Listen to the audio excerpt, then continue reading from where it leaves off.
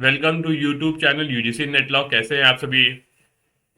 चलिए आज हमारी जो क्लास 22 है वो स्टार्ट करते हैं। 25 लेक्चर्स की ये सीरीज थी जो आपके साथ फ्राइडे को खत्म हो जाएगी। उसके बाद 26 अब जो हम लोग नई यूनिट नेक्स्ट एक वीक से स्टार्ट करेंगे जिसमें मैं पेपर सॉल्विंग कराऊंगा। अब पहला पेपर में आप लोगों का जो रिसेंट आया हुआ है वो सॉल्व कराऊंगा और दिखाऊंगा उसमें नए नए कॉन्सेप्ट कहाँ से नए नए किस तरीके के क्वेश्चन आ रहे हैं जिनको आपको फोकस करना है। अगर वो वीडियो 10 क्वेश्चन रहेंगे लेकिन 10 क्वेश्चन अच्छे से करेंगे हम लोग ताकि आप लोगों को कॉन्सेप्चुअल क्लैरिटी, और अगर उससे कोई भी नए क्वेश्चन आएंगे तो आप डेफिनेटली उसको कर सकते हैं। तो जल्दी से चैनल को सब्सक्राइब करिए ऐसी सारी लेटेस्ट अपडेट के लिए जो आप बिल्कुल उस पर साथ रहे। और हमारी मेरी जो मैं केस लॉ सीरीज करा रहा हूं उसमें मैंने कल एक लेक्चर लिया ऑल कॉन्स्टिट्यूशनल लॉ। 50 केसेस मैंने कॉन्स्टिट्यूशन के कराए हैं, वो बहुत इंपॉर्टेंट है। अगर ये वीडियो आप देख के जाओगे तो डेफिनेटली एग्जामिनेशन में आपको इससे क्वेश्चन मिलने वाले हैं। तो जरूर से जरूर इस वीडियो को वॉच करिएगा ताकि आपको फायदा हो सके। चलिए स्टार्ट करते हैं क्लास को।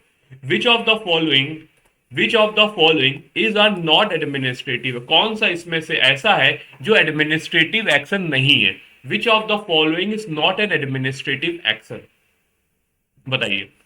एडमिनिस्ट्रेटिव जो बॉडी होती है उसी तरीके की एडमिनिस्ट्रेटिव एक्शन कौन सा नहीं है। Internment, externment, deportation, function of selection committee, folk fact finding action, कौन सा इसमें एडमिनिस्ट्रेटिव एक्शन नहीं है। तो पहले हम लोग देखते हैं कौन कौन से एडमिनिस्ट्रेटिव एक्शन है। बिल्कुल सही, इंटरमेंट, एक्सटर्नमेंट, डिपोर्टेशन। एक एडमिनिस्ट्रेटिव बॉडी का क्या काम होता है, किसी को अपॉइंट करना, किसी को हटाना, ये उनका काम होता है। सिलेक्शन कमिटी जो होती है वो भी एडमिनिस्ट्रेटिव लॉ ही गवर्न एडमिनिस्ट्रेटिव लॉ के अंडर में काम आती है।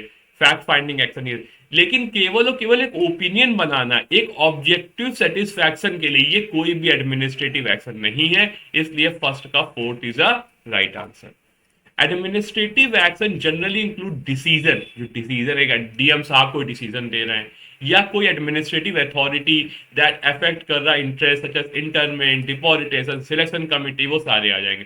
सो forming an opinion objective satisfaction is more of internal mental process. तो एक ओपिनियन बनाना ऑब्जेक्टिव सेटिस्फैक्शन का एक इंटरनल मेंटल प्रोसेस है और एक प्रिलिमिनरी स्टेप है। इसको कोई भी डायरेक्ट एडमिनिस्ट्रेटिव एक्शन नहीं माना जाता है। अगला बताइए, सेकेंड।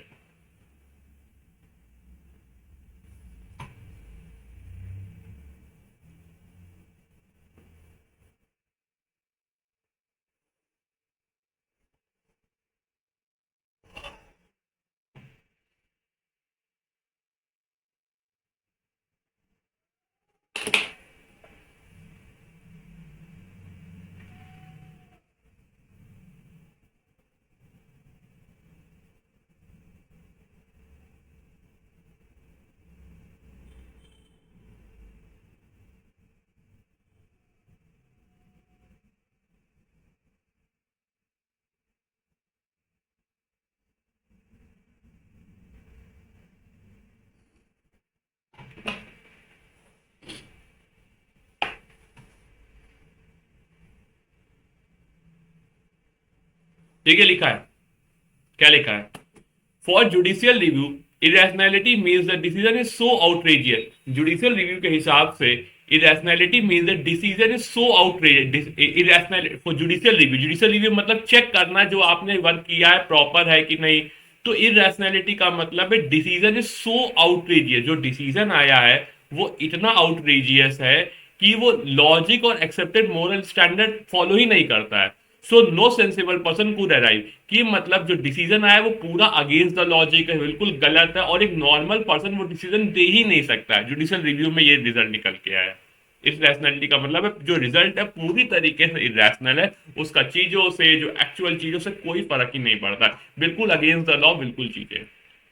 अगला statement, for judicial review unreasonable, reasonable नहीं अनरीजनेबल मीन्स है जो फैक्ट है do warrant the conclusion. For fact में कुछ ना कुछ कमी है जो अथॉरिटी और डिसीजन तक पहुंच रही है, इस पार्शियल और अनइक्वल इन इट्स ऑपरेशन। बिल्कुल सही, तो ये भी गलत, ये भी सही है। अनरीजनेबल का मतलब है जो फैक्ट्स हैं वो जो रिजल्ट को जो दे रहे हैं उससे बिल्कुल रिलेट नहीं करते, बिल्कुल अगेंस्ट है। इसलिए जो दोनों स्टेटमेंट है वो सही है। टू का first both statement one and second are correct answer. ठीक है, चलिए। तो irrationality means judicial review refers to the decision that no reasonable person could make, often called Wednesbury unreasonable.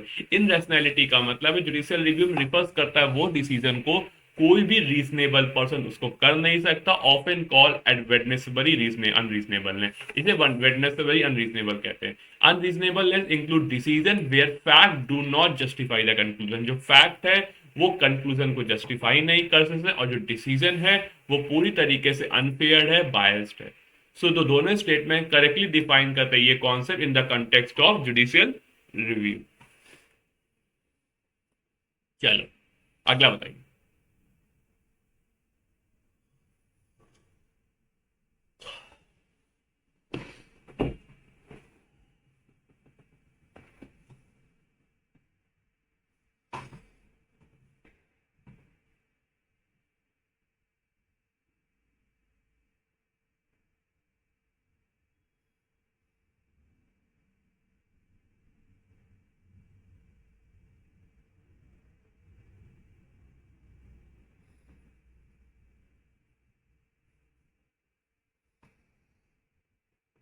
बताइए।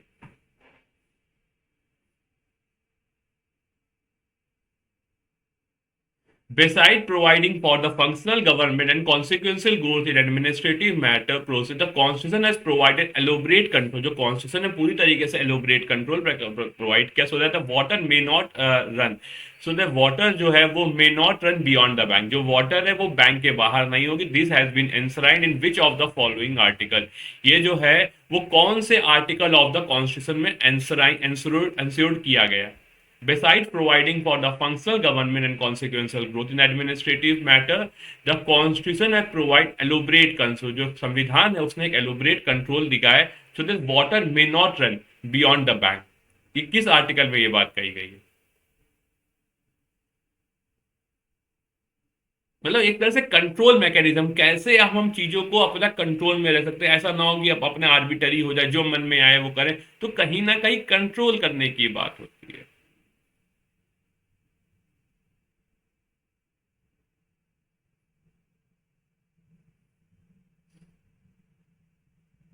तो यहां पर आपका फर्स्ट का थर्ड का फर्स्ट है आर्टिकल 22, आर्टिकल 32, आर्टिकल यहां पर क्या होता है, रिट जुडिस्डिक्शन की पावर है, रिट की पावर है जो उस पर इंश्राइन कर सकते हो। तो थर्ड का first is the right answer. Article 32 226 Indian constitution provide the judicial review and supervisory power to the supreme court and high court to ensure the administrative action and the law within जो administrative action है और जो law है वो constitution limits में लगे, उन पर कहीं ना कहीं कंट्रोल करने की बात होती है। तो एक तरह से कंट्रोल मैकेनिज्म है जो प्रिवेंट करते एब्यूज ऑफ एडमिनिस्ट्रेटिव पावर कम से कम हो सके। ठीक है, अब ये आप लोग बताइए ये लोक अदालत के सेक्शन है कौन किसका है, ये भी एक यूजीसी नेट में एक बार आया हुआ। सारे जो क्वेश्चन मैं करा रहा हूँ ये पीवाईक्यूज हैं, इसलिए बहुत इंपॉर्टेंट है, बहुत स्पेशल फोकस करके क्वेश्चन को करिए।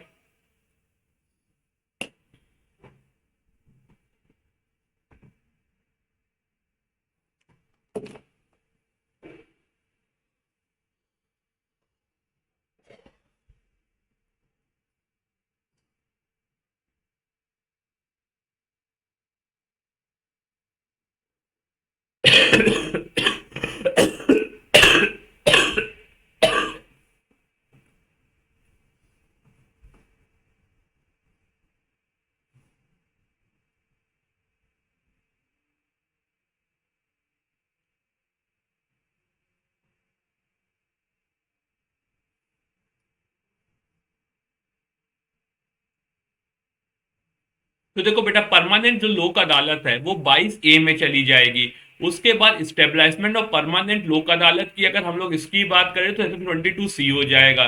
उसके बाद कॉग्निजेंस ऑफ परमानेंट लोक अदालत, एक मिनट, नहीं बी का हो जाएगा फर्स्ट, ये वाला 22B हो जाएगा, क्योंकि सब 22 में सारे उसमें लगे हुए हैं। तो सबसे पहले परमानेंट लोक अदालत को डिफाइन ही अगर करोगे तो सबसे पहले कोई ना कोई डेफिनेशन आती है, इसलिए ए का फोर्थ हो जाएगा। अब जब हम लोगों ने ये कर दिया तो अब इसके बाद देखिए जब परमानेंट लोक अदालत की डेफिनेशन हो गई तो फिर क्या होगा, परमानेंट लोक अदालत को हम लोग स्टेबलाइज करने की बात करेंगे, तो बी का फर्स्ट हो जाएगा जो कि 22B हो गया। उसके बाद अब हम लोग ने लोक अदालत भी कर दिया, अब उसके बाद क्या करेंगे, बस सोचो, तो उसके बाद कॉग्निजेंस की देगी परमानेंट की, कौन कौन से केस को हम लोग कंसीडर कर सकते हैं, तो सी का सेकंड हो जाएगा, सी का सेकंड। उसी के साथ फिर हम लोग अवार्ड, अब सब कुछ दे दिया तो अब लास्ट में अवार्ड देंगे, इसलिए डी का थर्ड। तो ये ऑप्शन देखिए कुछ भी नहीं है, आप नॉर्मल जो क्वेश्चन है उससे लगा कर सकते हो, इसलिए फोर्थ का fourth is the right answer. देख सकते हैं पहले परमानेंट लोकल डिफाइन कर दी, फिर स्टेबलाइजमेंट ऑफ परमानेंट लोकल अदालत की बात हो गई, फिर कॉग्निजेंस की बात हो गई, फिर अवार्ड हो गया। अगला बताइए, सुप्रीम कोर्ट और high court in exercise of the judicial power, जो सुप्रीम कोर्ट है हमारी और हमारी हाई कोर्ट है, इन एक्सरसाइज ऑफ जुडिशियल पावर, जो जो जुडिशियल पावर एक्सरसाइज करती है, can declare a law pass by the parliament और स्टेट लेजिस्लेशन इनवैलिड, वो डिक्लेयर कर सकती हैं जो हमारी पार्लियामेंट ने स्टेट लेजिस्लेशन ने बनाया है वो इस बेसिस में ग्राउंड पर इनवैलिड है। क्या क्या?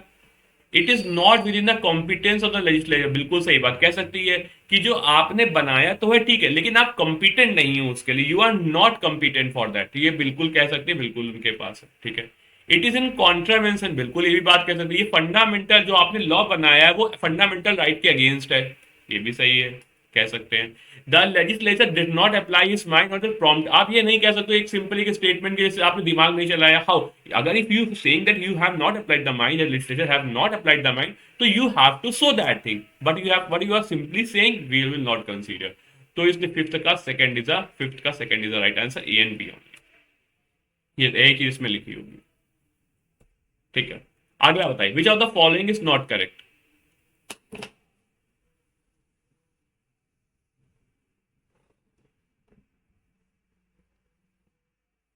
बहुत सिंपल है बेटा, विच of the following is not correct, तो पहले करेक्ट करेक्ट देख लीजिए कौन कौन से उसके नॉट करेक्ट निकल आएगा। Judicial review tend to elevate the judiciary, जो जुडिशियल रिव्यू है वो टेंड्स टू एलिवेट करेगा judiciary to the rank of super legislature, judicial review जो है वो टेंड्स करेगा टू एलिवेट द जुडिशरी को एक ऊपर ले जाने के लिए, judicial review tends to elevate the judiciary to the rank of super legislature, judicial review जो है वो जुडिशरी को सुपर लेजिस्लेचर पर ले जाएगा। चलो ठीक है। The scope of judicial review is limited and is emphasized on the procedure established by the law, जो scope of judicial review है वो procedure established by the law है rather than due process of law, ये भी सही। judicial review is indispensable to the federal system of government, ये भी सही। judicial review does not include judicial competence to review the executive enforcement, judicial review does not include, judicial review में कोई भी include नहीं होगा judicial competence to review the executive enforcement of legislative enactment, ये भी बात सही है। नहीं, ये बात गलत है, जुडिशियल रिव्यू में ऐसा नहीं कह सकते कि जुडिशियल कॉम्पिटेंस नहीं है, लेजिस्लेटिव इनैक्टमेंट को वो चेक नहीं कर सकते, मतलब उनके पास ये पावर ही नहीं है, जो लॉ बना है उसको चेक करने की पावर जुडिशियल रिव्यू के अंतर्गत आती नहीं, तो एक गलत है। सिक्स का फोर्थ, तो ये आंसर हो जाएगा सिक्स का fourth is the right answer. Section 4 is incorrect because judicial review does not include the power of the court to review the executive enforcement of legislative enactment to ensure that comply with the law and the condition. Judicial review की mechanism है to check करना both legislative and executive actions.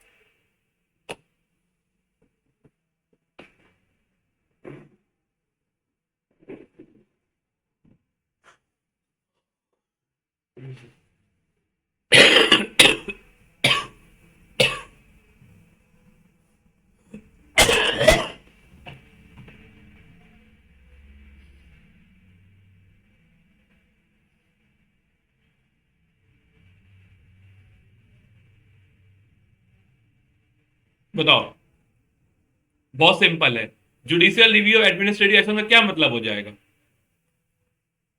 बस review by the judiciary, उसमें the court review करता है, seven का fourth is the right answer, review by judiciary. तो judicial review का मतलब court examine and decide whether the administrative action are lawful and constitutional, ये fundamental mechanism है for ensuring that authority administrative authority do not act beyond their power.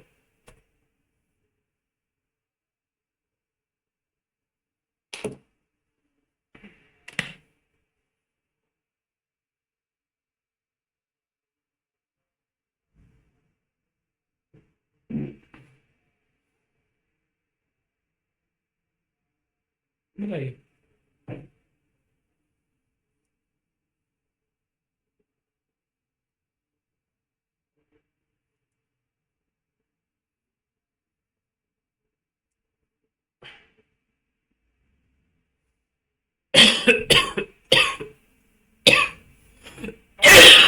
Sorry, देखो बेटा, sorry, which of the following is are correct, choose the correct answer from the code given below. Choose करो का option, क्या option choose करोगे?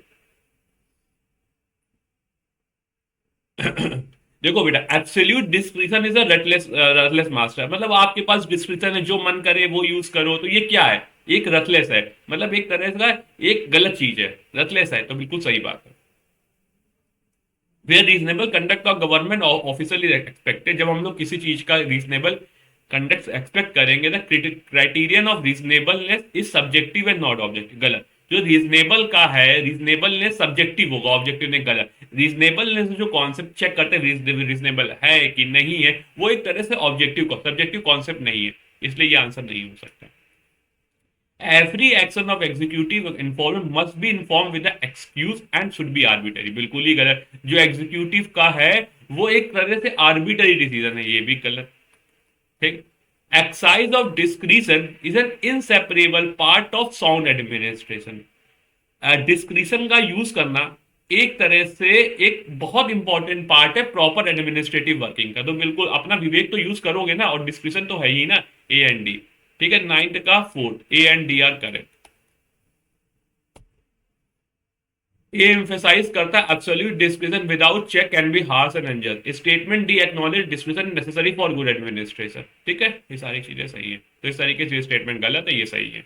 ठीक है, इसी तरीके से वीडियोस को वॉच करते रहिए, शेयर कर दीजिए, और हम लोग जब 25 क्वेश्चन की ये 25 सीरीज खत्म हो जाएगी, तब हम लोग स्टार्ट करेंगे अपनी नई, that is question answer series. जो लेटेस्ट 2025 का पेपर है वो आपको सॉल्व करूंगा विद डिटेल एक्सप्लेनेशन के साथ। चलिए, ठीक है, चलो ओके बेटा, बाय, बेस्ट ऑफ लक, पढ़ते मिलते रहिएगा, और फिर हमको आप लोग केस लॉस की जो वीडियो जरूर जरूर देखिए, बहुत फायदे मिलते हैं आप सभी।